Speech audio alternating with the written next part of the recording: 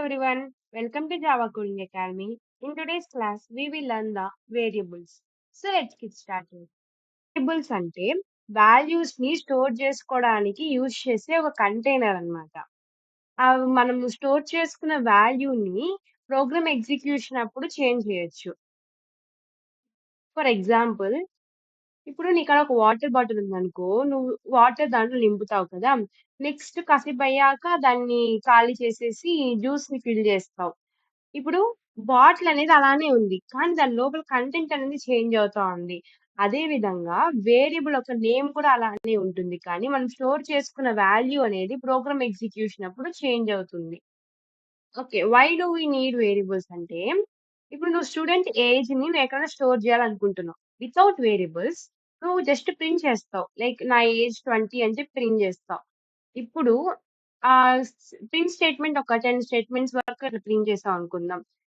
నువ్వు ఏజ్ అనేది by mistake తప్పుగా ప్రింట్ చేసేసావు. ఇప్పుడు నువ్వు అప్‌డేట్ జేయాలి ఏజ్‌ని. 21 అని అప్‌డేట్ జేయాలి. వాల్యూ చేంజ్ అయిందిప్పుడు. వాల్యూ చేంజ్ అయ్యాక నువ్వు అన్ని ప్రింట్ స్టేట్‌మెంట్స్‌ని మార్చాలి. అదే నువ్వు ఒక వేరియబుల్‌లోకి దాన్ని స్టోర్ చేస్తున్నావనుకో, నీకు జస్ట్ ఆ వేరియబుల్‌లో ఉన్న వాల్యూని 21గా పెడితే చాలు. ప్రింట్ స్టేట్‌మెంట్స్‌ని టచ్ చేయాల్సిన అవసరం లేదు. ఒక వేరియబుల్‌ని ఎలా డిక్లేర్ చేస్తామంటే, వేరియబుల్‌ని ఒక నేమ్‌తో డిక్లేర్ చేయడం. ఫర్ ఎగ్జాంపుల్, మనం ఇక్కడ ఏజ్‌ని డిక్లేర్ చేసాం. విత్ డేటా టైప్ అంటే ఏజ్ అనేది మనకి ఇంటీజర్ కాబట్టి ఇంట్‌తో మనం డిక్లేర్ చేసాము. ఇక్కడ మనం జస్ట్ డిక్లేర్ చేస్తున్నాం. అంటే just we are creating a variable that's it. We are not assigning values.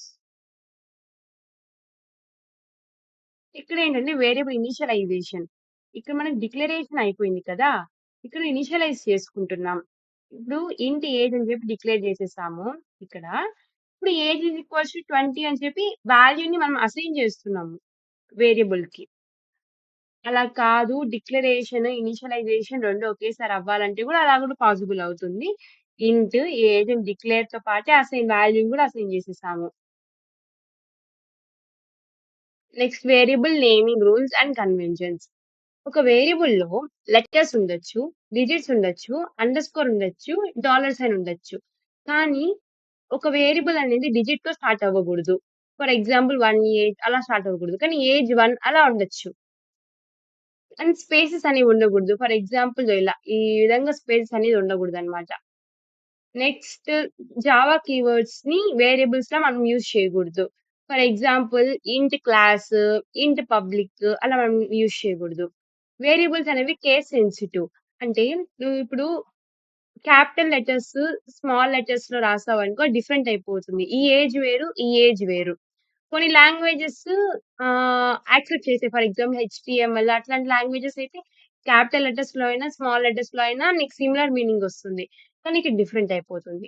Next variable naming conventions చూస్తే, ఎప్పుడు కానీ ఒక వేరియబుల్ నేమ్ ఫర్ ఎగ్జాంపుల్ నువ్వు ఏజ్‌ని స్టోర్ చేస్తున్నావంటే నువ్వు ఏజ్ ఈజ్ ఈక్వల్ టు 20 అని పెడతావే గానీ, a is equals to 20, x is equals to 20, temp is equals to 20 అని పెడితే నువ్వే కన్‌ఫ్యూజ్ అవుతావు. కాకపోతే అలాంటి నేమ్స్ నువ్వు అవాయిడ్ చేసి ఓన్లీ మీనింగ్‌ఫుల్ నేమ్స్‌ని పెట్టుకోవాలి. Next camel case. Camel case అంటే మల్టిపుల్ వర్డ్స్ ఉన్నప్పుడు ఫస్ట్ వర్డ్‌లో ఫస్ట్ లెటర్ అనేది స్మాల్ లెటర్ ఉండాలి. నెక్స్ట్ సెకండ్ వర్డ్‌లో ఫస్ట్ లెటర్ అనేది క్యాపిటల్ లెటర్ అనేది ఉండాలి. ఇప్పుడు మనం ప్రాక్టికల్‌గా ఒక ఎగ్జాంపుల్ చూద్దాము. ఫర్ ఎగ్జాంపుల్ ఏబీసీ అనే ఒక పర్సన్ ఉన్నారు.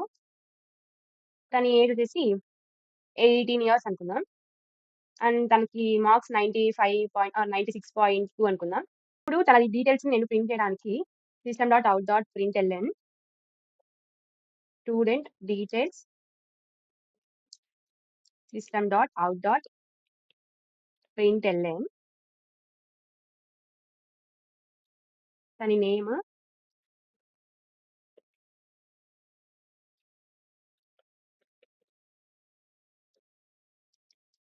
తన ఏజ్, తన మార్క్స్. సో, ఇప్పుడు నేను ఈ ఏజ్‌ని అప్డేట్ చేయాలనుకుంటున్నాను. అండ్ మార్క్స్‌ని కూడా అప్డేట్ చేయాలనుకుంటున్నాను.